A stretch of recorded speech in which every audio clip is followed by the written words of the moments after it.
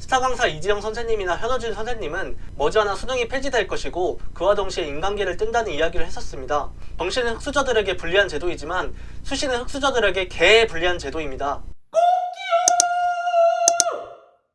제가 교육부에서 주관하는 대한민국 미래교육에 관한 연구를 한 적이 있습니다. 오늘 만나는 미래학교라고 2030 대한민국 미래교육 보고서입니다. 간단히 말해 4차 산업혁명 시대에서 변화하게 될 교육 패러다임에 관한 이야기인데 교육에 관심 있으신 분들은 꼭 한번 읽어보셨으면 하는 좋은 책입니다. 근데 여기에서 대부분의 연구원들이 한 이야기가 있습니다. 현재 대한민국 공교육에서는 시대의 흐름에 맞게 고교학점제나 자유학기제 등 다양한 영역에서 변화를 주고 있으며 학생들에게 양질의 교육을 제공하기 위해 노력하고 있는데 가장 걸림돌이 되는 부분이 수능이다. 그 이유는 현재 공교육의 최종 목표가 수능이고 대학이기 때문이다. 공교육의 최종 목표가 대학이기 때문에 결국 상대적인 성적을 산출해서 학생들을 줄 세우게 해야 하는데 고교 학점제 등으로 평가 요소가 다양해져 버리면 순위를 매기기 어렵기 때문입니다. 그래서 지금 교육부에서는 수능을 대안할 수 있는 방안을 계속적으로 연구 중입니다. 그래서 앞으로 N년 정도 후에는 수능이 역사 속으로 사라질 수도 있다는 것이 교육 전문가들의 의견입니다.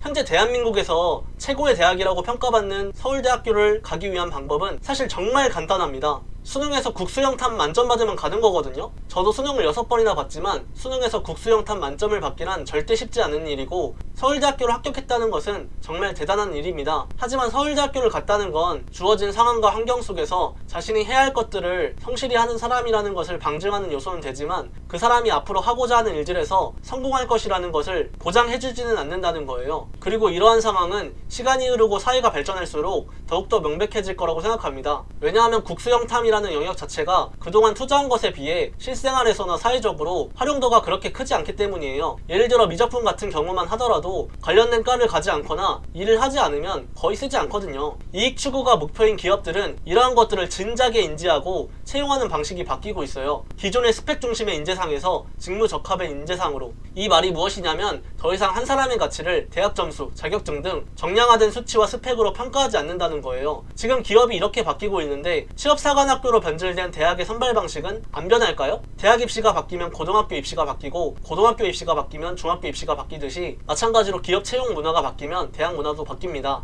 대한민국 대부분의 학생들이 대학을 가는 이유가 진짜 공부를 하려고 가는 것이 아니라 취업을 해서 좋은 직장에 들어가 돈을 벌고 결혼해서 행복하게 살고자 함인데 좋은 대학을 가도 취업하기 어렵고 돈도 못 벌고 집 한 채 못 사는데 좋은 대학에 나오지 않아도 돈을 벌 수 있는 현실 상황 속에서 굳이 대학을 갈 필요가 없거든요.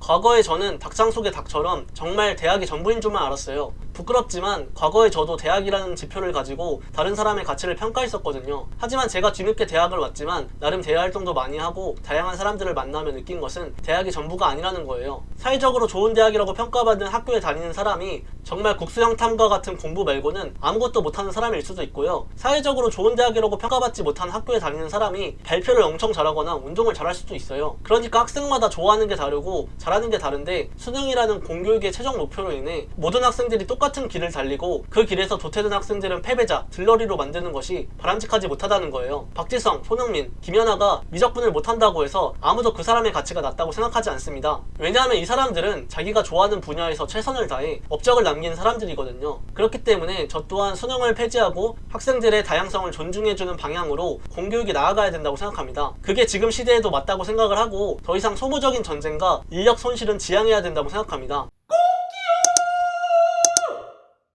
그럼에도 불구하고 저는 현재 대학은 자격증과 비슷해졌다고 생각하는데요. 예를 들어 내가 한국사 1급 자격증을 가지고 있다고 했을 때 나 한국사 잘한다?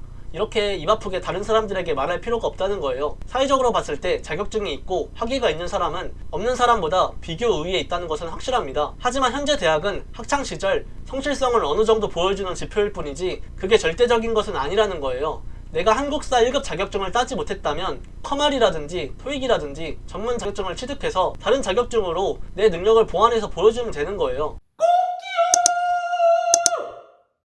마지막으로 저는 요즘 취업을 준비하고 있는데 취업시장이 정말 어렵다는 것을 몸소 느끼고 있습니다. 제 주위에 명문대, 좋은 과를 다니는 정말 괜찮은 선후배 친구들도 취업을 어려워하는 거 보면 인생이 쉽지만은 않은 것 같습니다. 요즘 취업 트렌드 또한 대학이 전부가 아니라 직무에 적합한 사람, 직무 경험이 있는 성과와 포트폴리오가 있는 사람을 위주로 채용하는 것을 보면 현재 공교육의 방향성이 시대 변화에 부응하지 못한 뒤처진 교육이라고 생각을 하고요. 앞으로 대한민국에서 훌륭한 인재들을 배출해내기 위해서는 교육 분야에 대한 많은 투자와 연구, 그리고 새로운 도전이 필요할 것이라고 생각합니다. 감사합니다.